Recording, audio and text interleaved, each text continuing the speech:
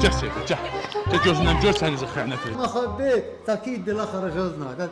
İyiləri, iyilə baba. Ay.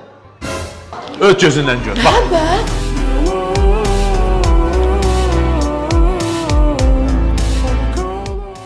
Sən deməli, bana xəyanət edirsən? Ömrüm boyu səni gözləmişəm.